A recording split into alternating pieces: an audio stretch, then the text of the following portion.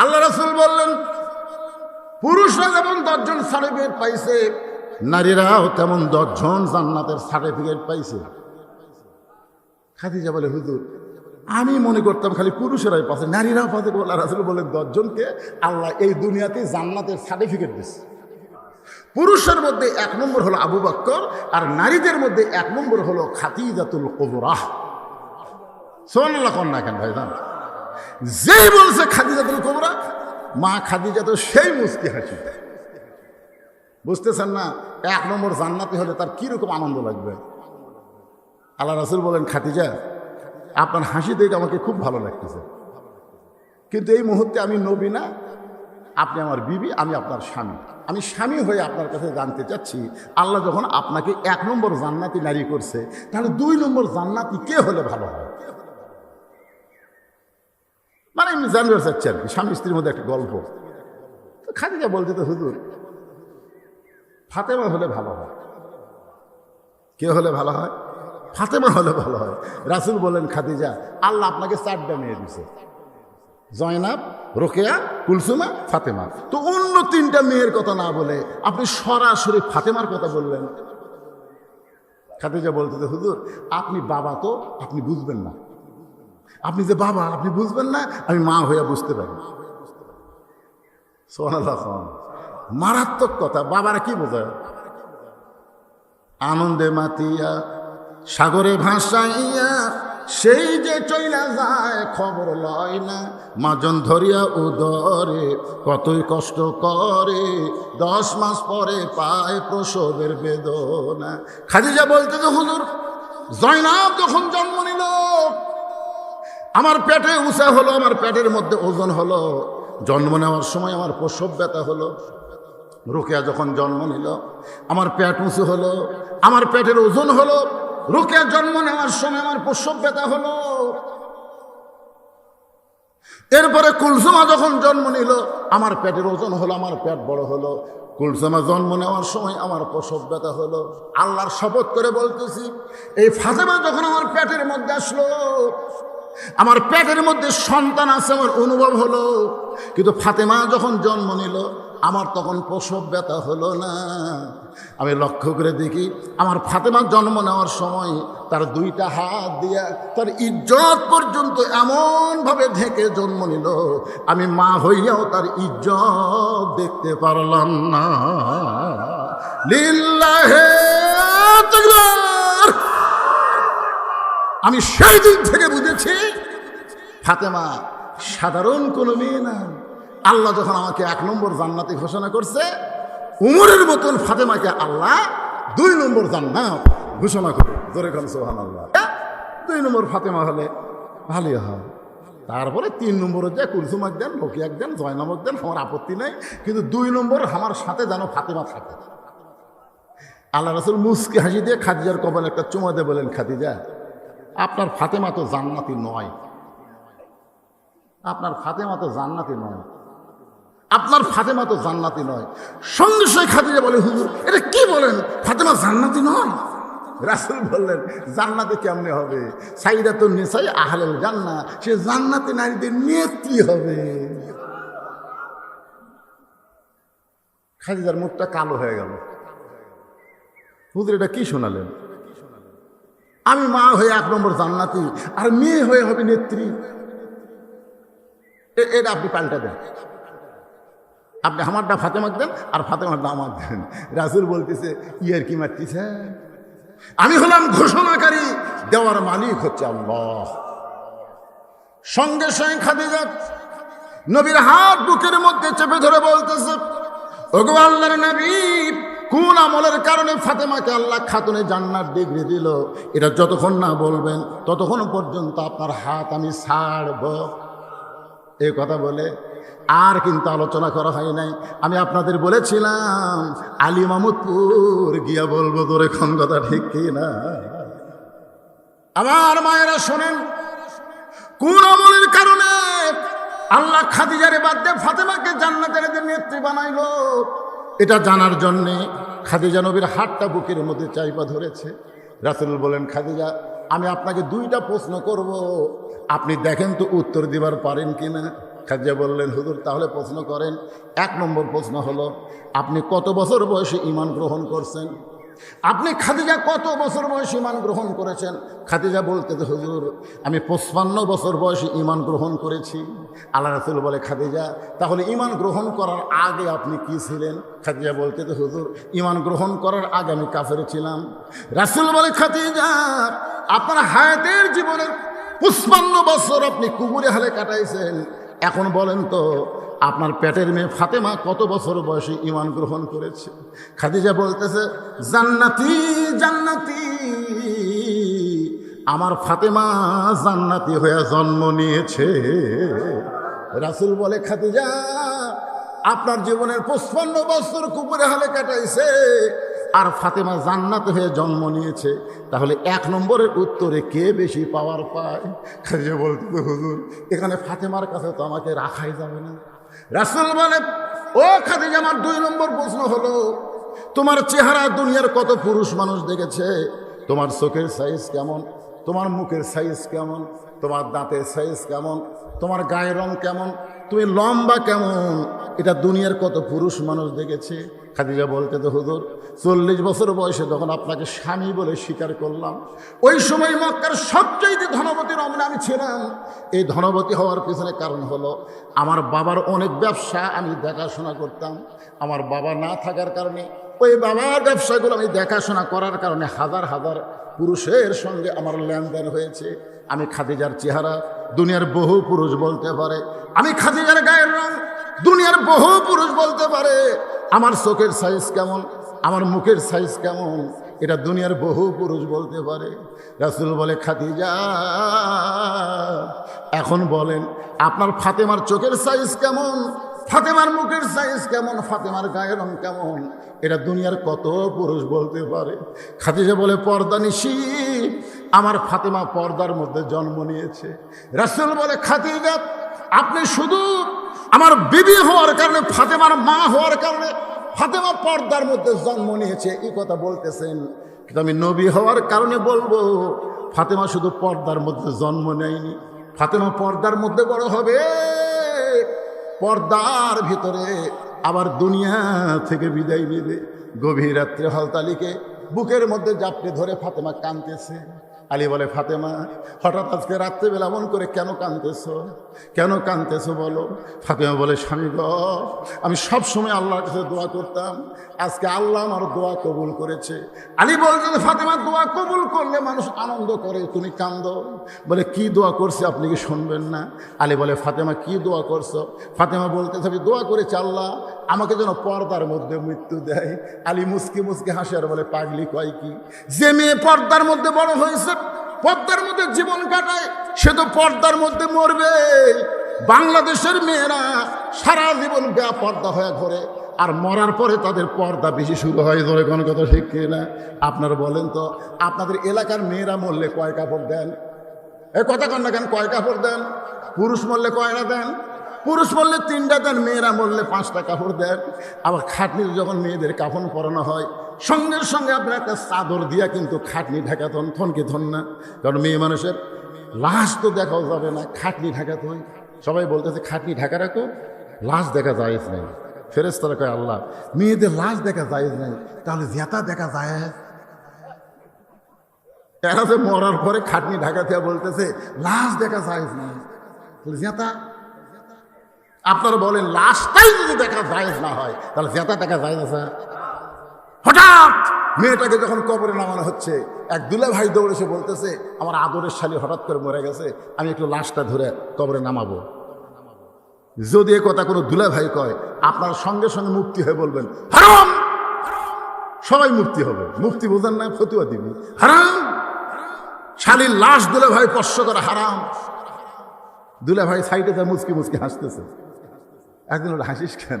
বলে এই শালী তখন জেতা ছিল, কতদিন আমার হাত ধরে ঘুরিছে, এক শালাও হারাম করেনি।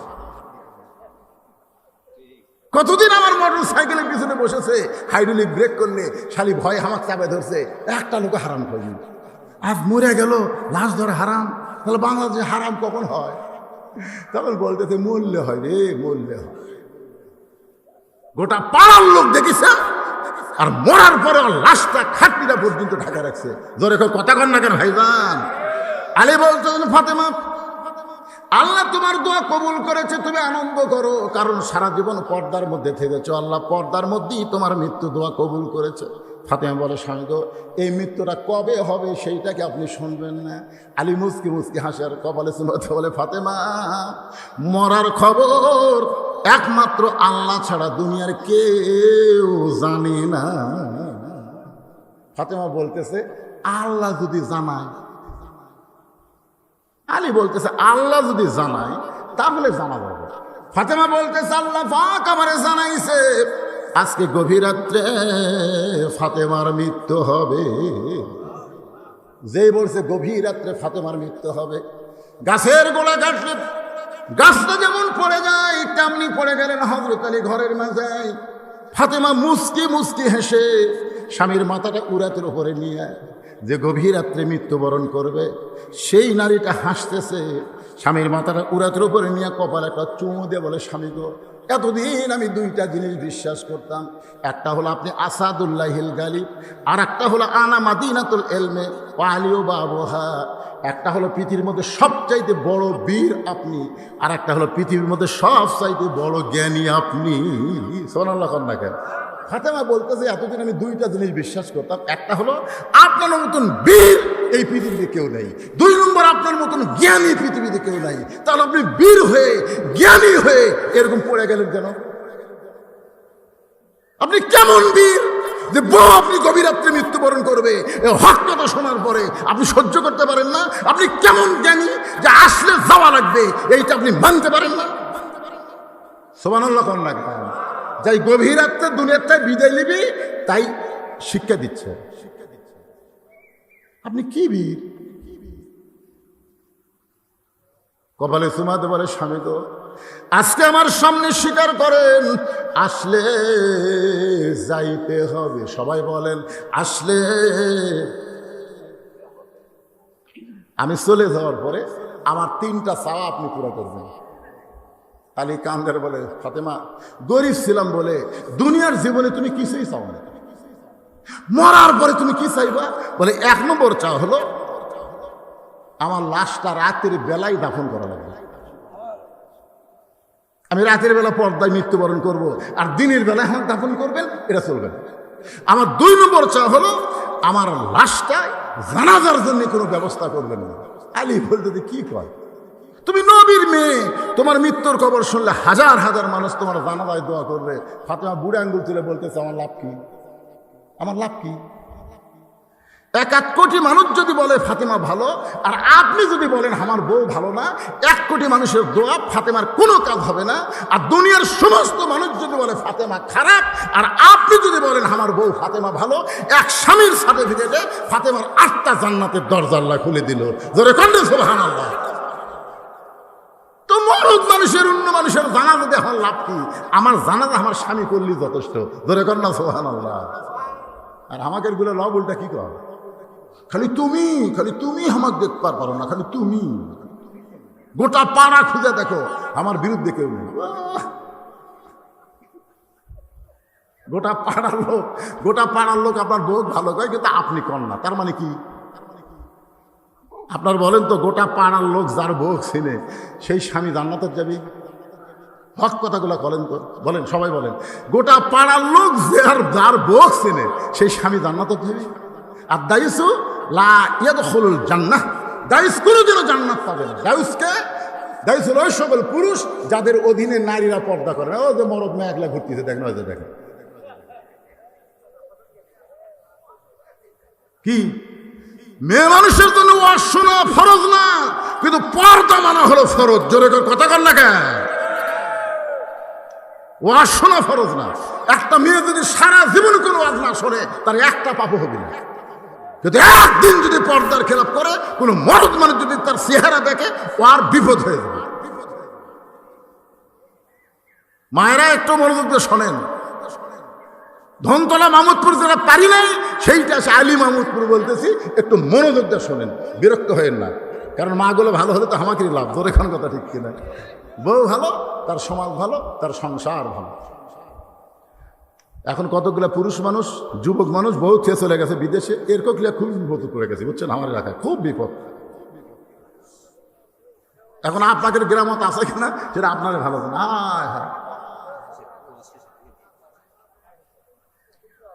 হ্যাঁ, কি কয়, আপনার বাচ্চা কাচ্চা হলে আপনি বউ থিয়া বিদেশে যদি যাওয়াই লাগে যাবেন, প্রতি বছরে আসার চেষ্টা করবেন, কিন্তু বাচ্চা কাচ্চা কি যে হয়নি, টাকরা বউ থিয়া চলে গেছে। কি আল্লাহ কোরআনে বলেছে আমার বাপের কথা, হুন্না লিবাসুল্লাকুম ওয়া আনতুম লিবাসুল্লাহুন্না, স্বামী হলো বিবির পোশাক, বিবি হলো স্বামীর পোশাক। ধরে কোন সুবহানাল্লাহ। ছোট্টবেলায় একটা গান শুনছিলাম, আপনাকে এলাকায় শুনছেন কিনা?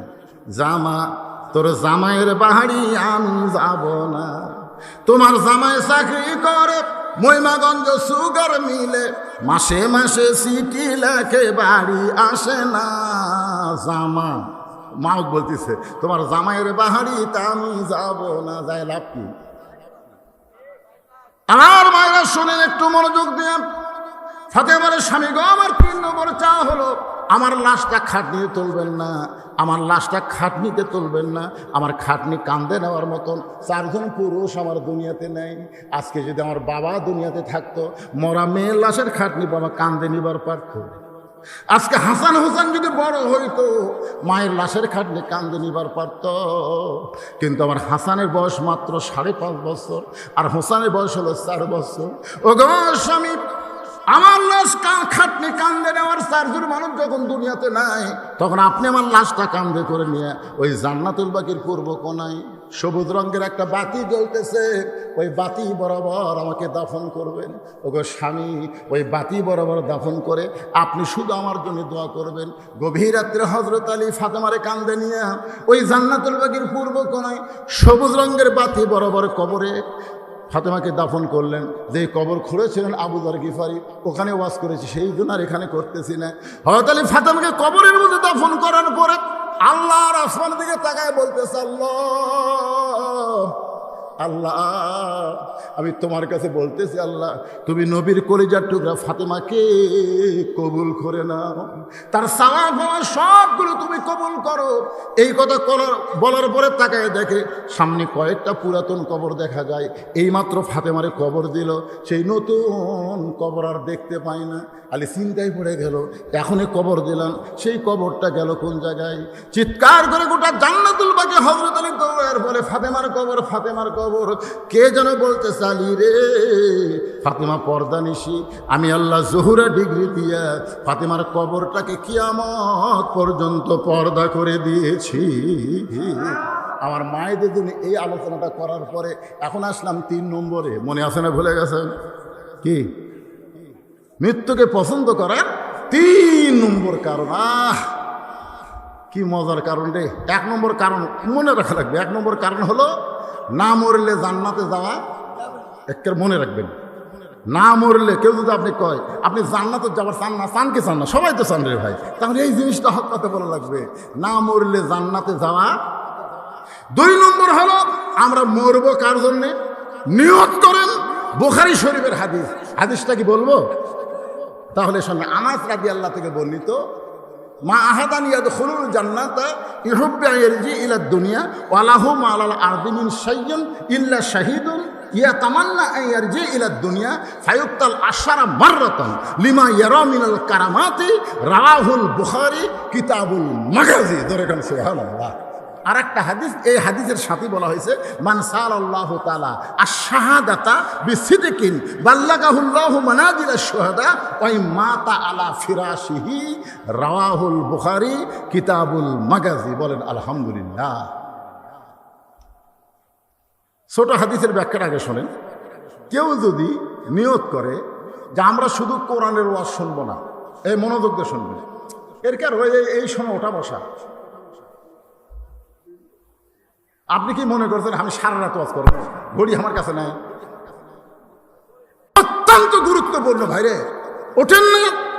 পেশাব যদিও লাগে, অনুনাজ্জিলু মিনাল কুরআনি মা হুয়া শিফাউ ওয়া রাহমাতুল লিল মুমিনিন। আল্লাহ কোরআনকে লক্ষ্য করে বলেছেন, এই কোরআনকে আমি নাজিল করেছি মুমিনদের যাবতীয় রোগের শিফা হিসাবে আর রহমত হিসাবে। ধরে কোন সুবহানাল্লাহ। একটু মন তো এদিক সেদিক যাবেই, কারণ কখনোই চাবে না কোরআন। শয়তান চাবে না যে কোরআন মানুষ বুঝুক, কোরআন বুঝুক, এরা শয়তান চাবে না কোরআন শোনানোর জন্য।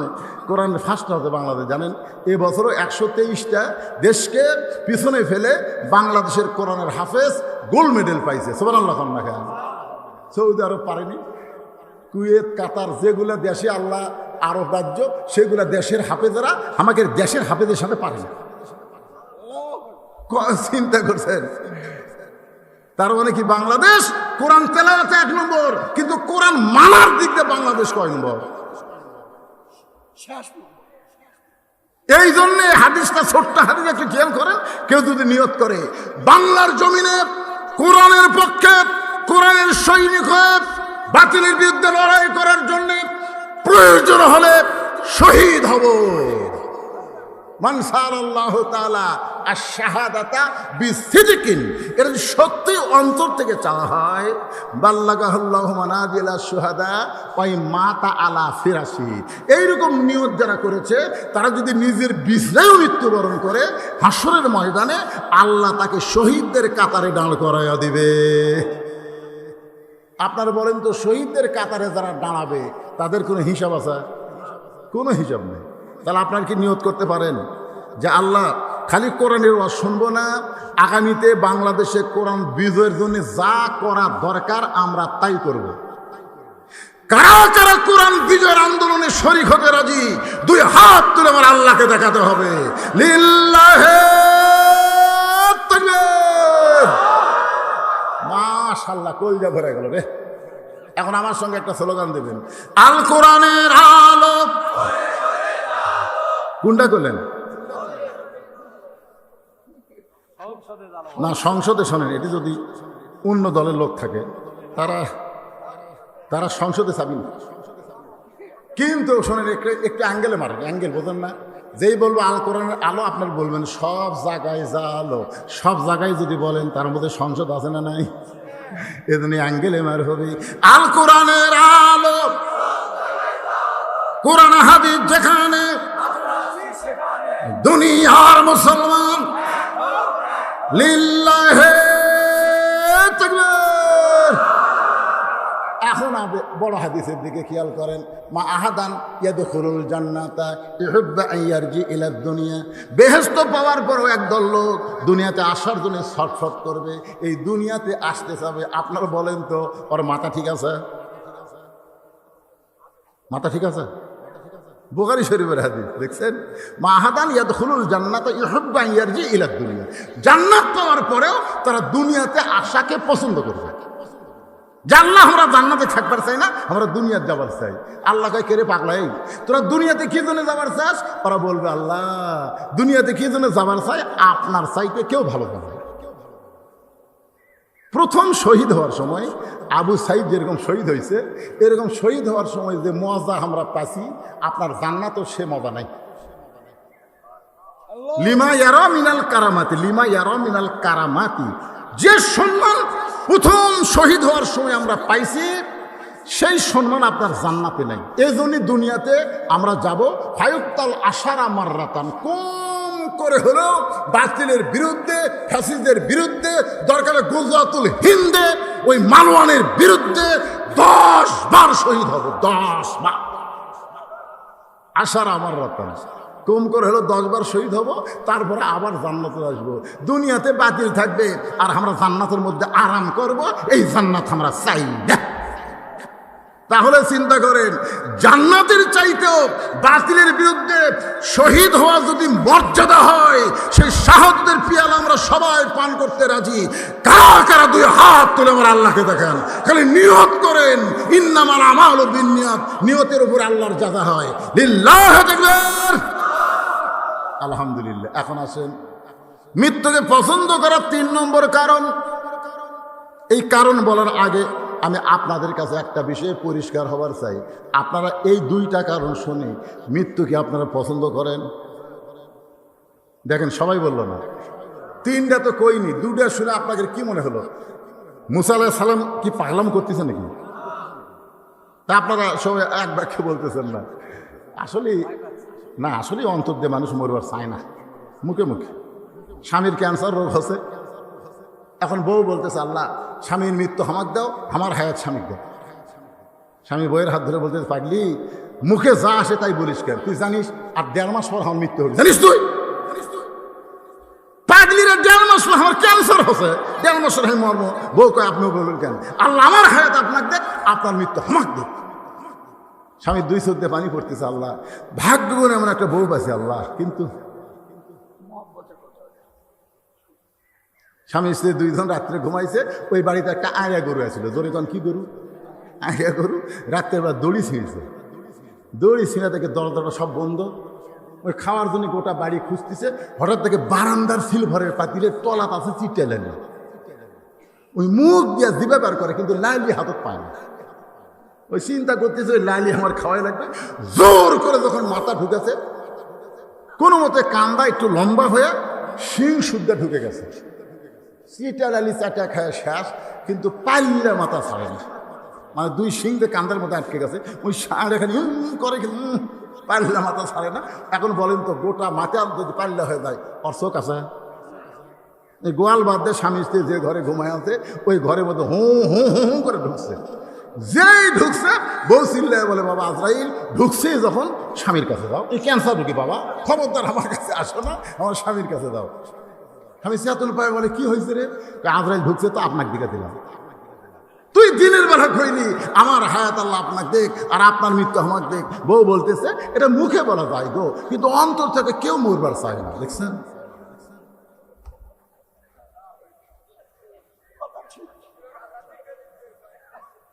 অন্তর থেকে চাওয়া লাগবে, মরা তো লাগবেই। আজকে আমরা অন্তর থেকে চাই, অন্তর থেকে চাই। চাই তো সত্যি অন্তর থেকে যারা চাবেন, আল্লাহ যেন তাদেরকে ইমানের সাথে কবুল করে। জোরে কোন আমিন। মুসা বলতেছে, আল্লাহ মৃত্যুকে পছন্দ করার 3 নম্বর কারণ হলো, চলতে পথে 2 দিন থামিলাম, যাবার কালে একজন আরো দেখা না পাইলাম। ও আমার সাদের মালা যায় রে ছিঁড়ে, রইব না আর বেশি দিন তোদের মাঝারে। কতজনকে কত কি দিলাম, যাবার কালে একজন আরো দেখা না পাইলাম। বালতু সিরুনাল হায়াতাদ দুনিয়া ওয়াল আখিরাতু খায়রুন ওয়া আবকা। মুসা বলতে, আল্লাহ মৃত্যুকে পছন্দ করার 3 নম্বর কারণ হলো, দুনিয়া হলো ক্ষণস্থায়ী আর আখিরাত হলো চিরস্থায়ী। আপনার অন্তর থেকে বলেন তো, আপনারা ক্ষণস্থায়ী পছন্দ করেন না চিরস্থায়ী পছন্দ করেন? তাহলে চিরস্থায়ী যদি পছন্দ করেন, তাহলে ক্ষণস্থায়ী দুনিয়া ছাড়া লাগবে। ক্ষণস্থায়ীর মধ্যে থেকে চিরস্থায়ী পছন্দ করলে হবে না। মুসা বলতে, আল্লাহ মৃত্যুকে পছন্দ করার 3 নম্বর কারণ হলো, এই ক্ষণস্থায়ী জীবন পাড়ি দিয়ে চিরস্থায়ী এমন একটা জিন্দগি পাবো, যে জীবন পাইলে আর কোনো দিন মৃত্যু হবে না। আমরা সেই জীবন চাই, যেই জীবন পাওয়ার পরে হিসাব ছাড়া আল্লাহ যেন জান্নাত দেয়। সাইড থেকে একজন বলে, হুজুর কি মনে করছেন, আল্লাহ না 2-4 বছর আমাকে জাহান্নাম দিবি, তারপরে কি জান্নাত দিবি না? হ্যাঁ,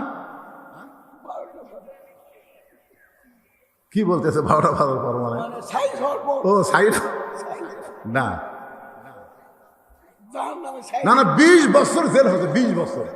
ওইখানে কান্দার হাইরে, আমার জুয়ান বউ বাড়িতে আছে, আমার বাপ মা বাড়িতে আছে, সেইগুলো সব বাড়ি ছুঁয়ে আমি 20 বছর জেলত কেমনে থাকবো? ওরে বাবারে, ওরে মারে, খালি কান্দো। হাকিম বলতে চাকরি আইতো, এই তোর 20 বছর জেল না, খালি মাত্র 1 ঘন্টা একটা কাম করা লাগবে, পারবো? তাহলে তোর 20 বছর জেল মা। তখন আপনি যা বলবেন তাই, কিছুই না। ওই যে আগুনের চুলা জ্বলাচ্ছি, ঝকঝক আগুন জ্বলতেছে, ওর মধ্যে খালি তুই 1 ঘন্টা হাত দিয়ে থাকবি, যা 1 ঘন্টা হাত দিয়ে থাকলে তোর 20 বছর জেল মাফ হবে, যা। আপনার বলেন তো, ওই কি বলবি যে 1 ঘন্টা হাত দেয় 20 বছর জেল মাফ চাই? আগুনের দিকে তাকায় বলে, না রে, ওরে বাবা রে। হাকিম বলতেছে 1 ঘন্টা লাগবে না, মাত্র 5 মিনিট, মাত্র 5টা মিনিট আগুনের চুলার মধ্যে হাত দিয়ে থাকবো, তোর 20 বছর জেল মাফ। ওই তখন বলবে, না স্যার পারবো না। তাহলে দুনিয়ার আগুন আর জাহান্নামের আগুন দুটা কি এক? আল্লাহ রাসূল বলেছে জাহান্নামের আগুনকে ৭০ বার পানিতে চুবড়ায়া আগুনের পাওয়ার কমায়া তারপরে আল্লাহ দুনিয়াতে দিছে। আর সে আগুনের মধ্যে যদি আপনি 5 মিনিট হাত দিয়ে থাকবার না পারেন তাহলে 2-4 বছর আপনি জাহান্নামে থাকবেন। তার মানে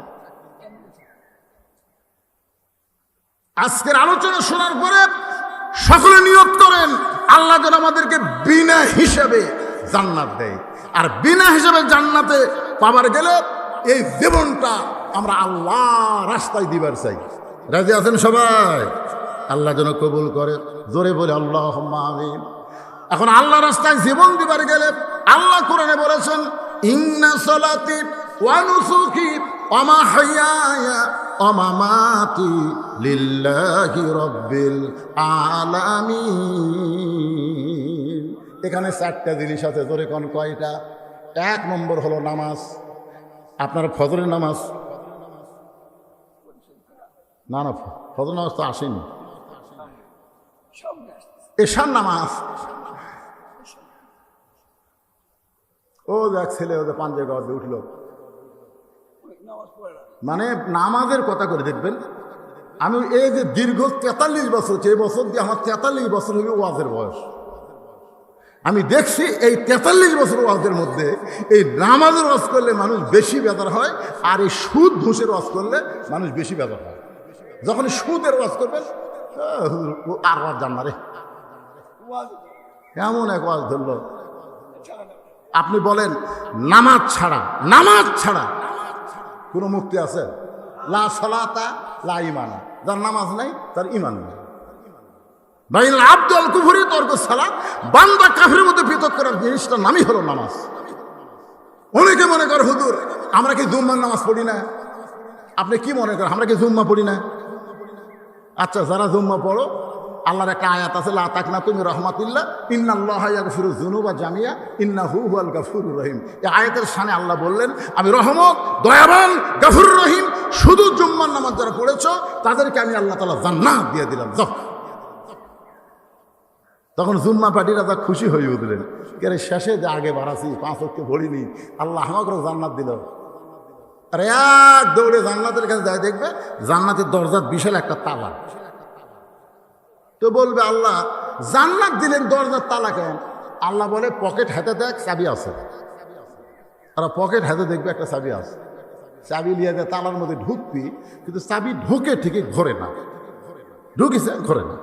তো বলতেছে আল্লাহ চাবি তো ঢুকলো কিন্তু ঘরে না। আল্লাহ বলতেছে তালার মধ্যে 5টা দাগ আছে, তোর চাবির মধ্যেও 5টা দাগ থাকা লাগবে, দাগে দাগে মিল হবি, কুট্টুস করে খুলে দেবে। তখন বলতেছে আল্লাহ আমার চাবির মধ্যে তো 5টা দাগ নেই। আল্লাহ কয় পাগলা, 5 ওয়াক্ত নামাজ যদি না থাকে ওই জান্নাত দেখবার পাবি কিন্তু ঢুকবার পারবি না। খালি জুম্মা মেরে যারা আশা মারতেছেন তারা কোনো দিনও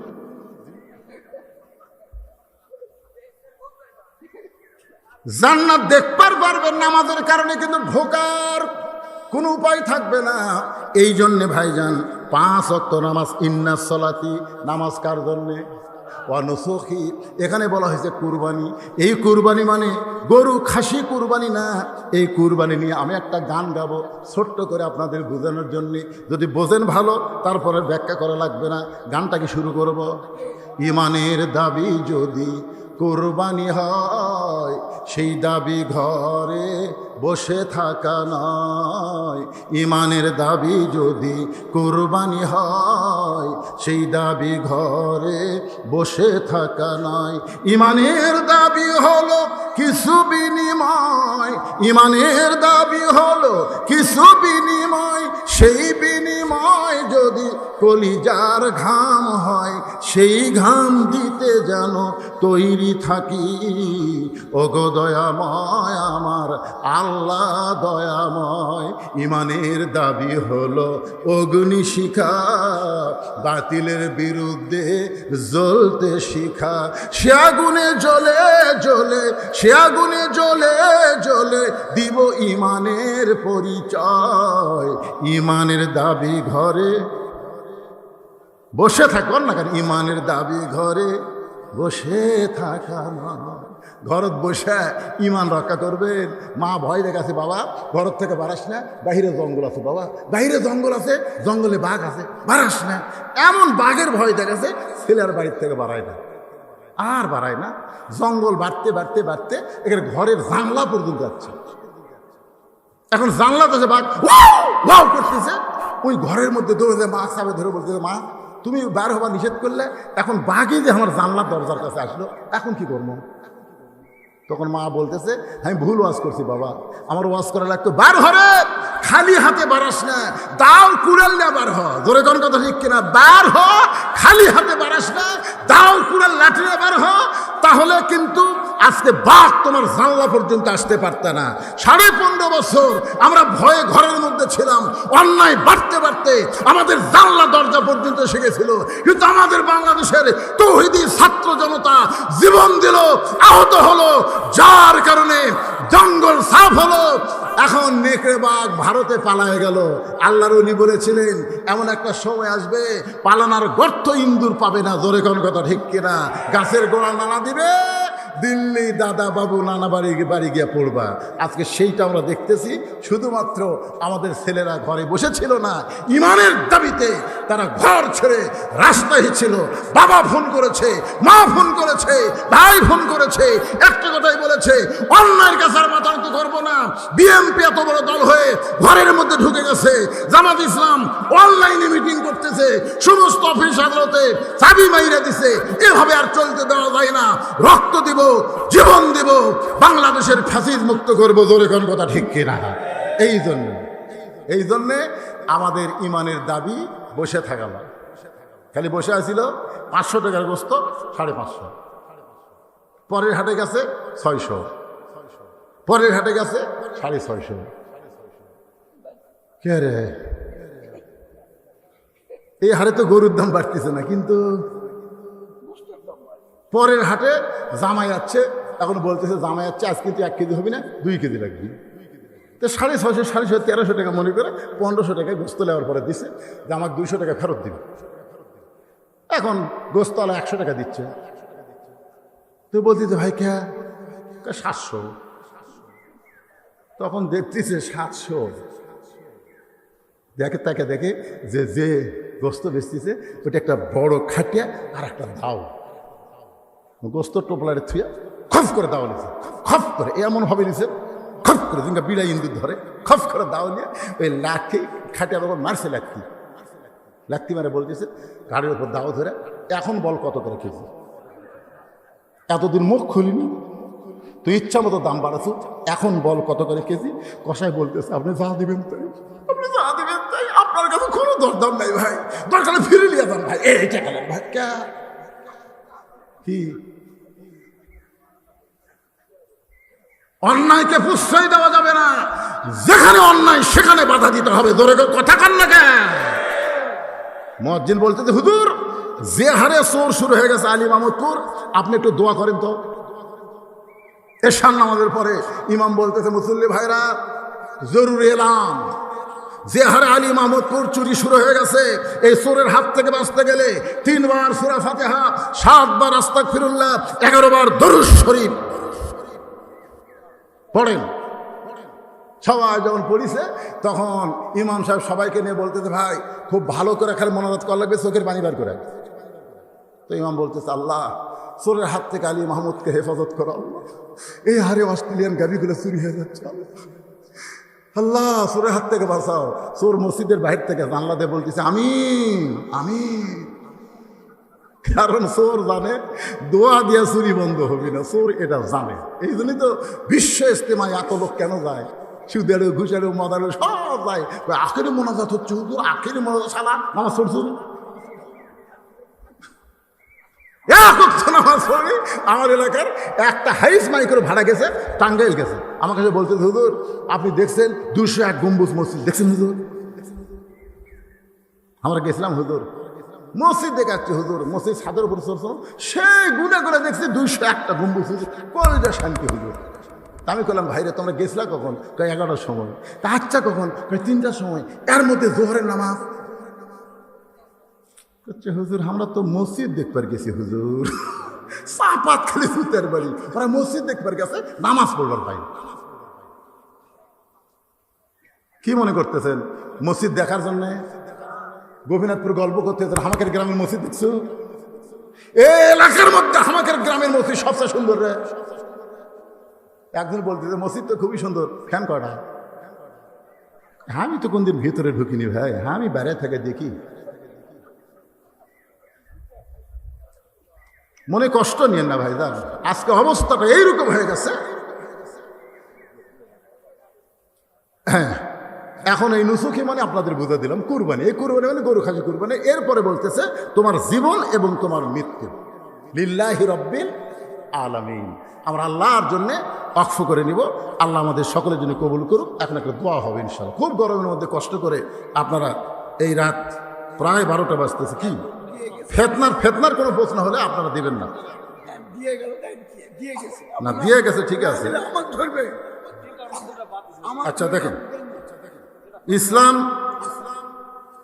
ইসলাম কি লেখছে, বিয়েকে সহজ করতে বলেছে, কিন্তু বর্তমান সমাজে পিতামাতা প্রতিষ্ঠিত হওয়ার অজুহাত দিয়ে বিয়েকে সমাজে কঠিন করতেছে প্রতিনিয়ত। এটা সবার জন্য, এই যুবকেরা যারা বিয়ে করনি তোমাকে পক্ষে পড়তেছে। তাহলে এই অজুহাতে যুবকদের করণীয় কি? হাজারো যুবকের এক প্রশ্ন উত্তরটা দেওয়ার জন্য অনুরোধ করা হলো। আসলে আল্লাহ বিয়াকে কি কঠিন করছে? জোরে কোন কঠিন করছে? কঠিন করে নাই, সহজ করে দিয়েছে।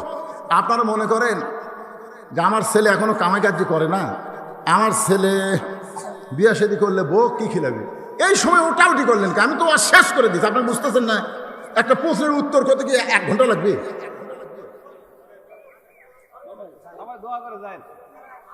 না না না, ওটাউটি করলে দেখতে আমরা যে সবাই এক মুসলমান, এক জায়গায় থাকবো, একানিষ্ঠ হবো। ওয়াতাসিমু বিহাবলিল্লাহি জামিআন ওয়া লা তাফাররাকু, আল্লাহ বলেছেন তোমরা একত্র হও। তো মাঝখান থেকে লাভ ওঠেন কেন? আপনারা কি মনে করতেছেন এখানে কোনো আদায় আছে? কোনো আদায় আছে? স্পেশাল মাহফিল, কোনো ঝামেলা না। শোনেন, রেজেকের মালিককে। আপনি যে বলতেছেন কামাই কাজি করিস না, বিয়ে করে বউ কি খিলাবো, যতদিন পর্যন্ত ছেলেকে বিয়ে দিবেন না আপনার ছেলে খালি ঘুরবে, অন্যায় করার চেষ্টা করবে। বাংলাদেশ সরকার নিয়ম করেছে মেয়েদের 18 আর ছেলেদের 22, এটা হলো সরকারি। আপনারা বলেন তো দরকারি কখন? না না, আপনারা বলেন সরকারি আর দরকারি দুটা কি এক? যে মেয়েটা দেখবেন বিয়ে দেওয়া লাগবে, অন্যার ঠিক মতো বুকত রাখে না, ফেলে দেয় আবার দেয়, ফেলে দেয় আবার দেয়, বুঝবেন ওই মেয়ের বিয়ের বয়স হয়ে গেছে। আর যেই ছেলে দেখবেন বাড়ির বেশিক্ষণ থাকবার চায় না, বাইরে বেশি ঘোরে, 3 মাথা 4 মাথা 5 মাথা ঘুরতেছে, বিয়ের আগেই বিয়ের টেস্ট নিচ্ছে, একটা মেয়েকে দেখতেছে, দেখার কারণে তার চোখের জিনা হচ্ছে। এই জন্য আপনাদের বলবো যারা বাবা আছেন বিয়েকে সহজ করেন। সম্পূর্ণ ডিমান্ড, যেটা ডিমান্ড আছে সম্পূর্ণ হারাম। ধরে কোন কথা ঠিক কেনা? সম্পূর্ণ হারাম, ডিমান্ড হারাম। আর মহারণা হলো ফরজ। আপনারা মহারণা অল্প বাঁধবেন, বেশি বাঁধার দরকার নাই। বিয়েকে সহজ করেন। আর মেয়ের বাড়িতে ঘুষি সুদে যায় খাওয়া যাবে না, বরং মেয়ে পক্ষকে আপনারা খাওয়াতে পারবেন, কিন্তু ছেলে পক্ষ মেয়ের বাড়িতে যাওয়া এটা রাসূলের সুন্নাহ বিরোধী। আপনার বিয়েকে সহজ করবেন। ছেলের যখন বয়স হয়েছে আপনি বিয়ে দিয়ে দেখেন, ওই ছেলের ধান্দায় কামাই করার চেষ্টা করবে। জোরে করার কথা ঠিক কিনা? ওই ভালো বইয়ের চিন্তায় ও কামাইয়ের চিন্তা করবে। আল্লাহ রেজেকের দরজা খুলে দিবে। আপনার ছেলেদের বিয়ের বয়স হলে বিয়ে দিবেন, বয়সে বিয়ে না দিলে বিয়ের বয়স যখন চলে যাবে, নানা অন্যায় করার বহু অন্যায় এখন করা যায়।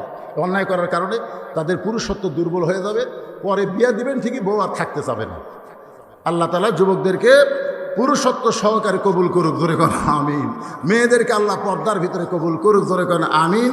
বিয়াটা বাপ মা বুঝে শুনে সহজ করে, ছেলে মেয়ের দিকে খেয়াল করে, ইসলামের দিকে খেয়াল করে, নবীর সুন্নাহর দিকে খেয়াল করে আমল করার তৌফিক দান করুক। সকলে বলে আল্লাহুম্মা আমিন। আল্লাহুম্মা আনতাস সালাম ওয়া মিনকাস সালাম, তাবারাকতা ইয়া যাল জালালি ওয়াল ইকরাম। কঠিন গরমের ভিতরে সকলের গাও ঘেমে ঘাম পড়তেছে। আল্লাহ, এত গরমের মধ্যে তোমার বান্দারা আরামের বাড়ি ফ্যানগুলোকে বাদ দিয়া তোমার কোরআনের মহব্বত, নবীর সুন্নাহকে মহব্বত করে ঘন্টার পর ঘন্টা জান্নাতের বাগানে বসে কোরআন হাদিস আলোচনা শোনার শেষে আমি গুনাহগারের সঙ্গে রহমতের দরজায় ফকির হয়ে দোকানে হাত তুলেছি। আল্লাহ মেহেরবানি করে আজকের মাহফিল আমাদের সকলের হেদায়েতের জন্যে, নাজাতের জন্যে, জান্নাতের জন্যে কবুল করে নাও। এই মাহফিলের শুরু থেকে শেষ পর্যন্ত যে আলোচনা হইল, ইন্না লিল্লাহি ওয়া ইন্না ইলাইহি রাজিউন, সবচেয়ে বড় বিপদ হলো বেঈমান হয়ে মরে যাওয়া। আমরা মনে করি মানুষ মরা বিপদ, মানুষ মরা বিপদ না। আল্লাহ যেই তিনটা কারণ আজকে উল্লেখ করলাম, 1 নম্বর হলো না মরলে জান্নাতে যাওয়া যাবে না, 2 নম্বর হলো আমরা মরবো কেবলমাত্র আল্লাহর জন্যে, 3 নম্বর হলো দুনিয়া ক্ষণস্থায়ী, আখিরাত চিরস্থায়ী, চিরস্থায়ীকে পছন্দ করে দুনিয়া থেকে যাইতে আমরা সবাই ইমানের সঙ্গে মুসলমান হিসেবে আল্লাহ কবুল করে নাও। বড় কষ্ট করেছে আজকের মাহফিলের সম্মানিত সভাপতি, অনেক কষ্ট করে আজকের এই জান্নাতের বাগান লাগাইছে। আল্লাহ যে সমস্ত ছেলেরা কষ্ট করে মুরব্বীর সঙ্গে এই জান্নাতের বাগান লাগানোর জন্যে সহযোগিতা করেছে, আল্লাহ সকলকে আজকের মাহফিল ওসিলাই তুমি জান্নাতি কবুল করে নাও। আলী মাহমুদপুরের উপরে আল্লাহ রহমত বরকতের দরজা খোলো। মুরব্বী বলতেছে যারা প্রবাসে আছে তারা অনেক অনুদান দিয়েছে। আল্লাহ একটা মানুষ সহজে বিদেশে যাইতে চায় না, আল্লাহ বড় কষ্টে যায়। আল্লাহ যেখানেই থাক তাকে ভালো রেখো।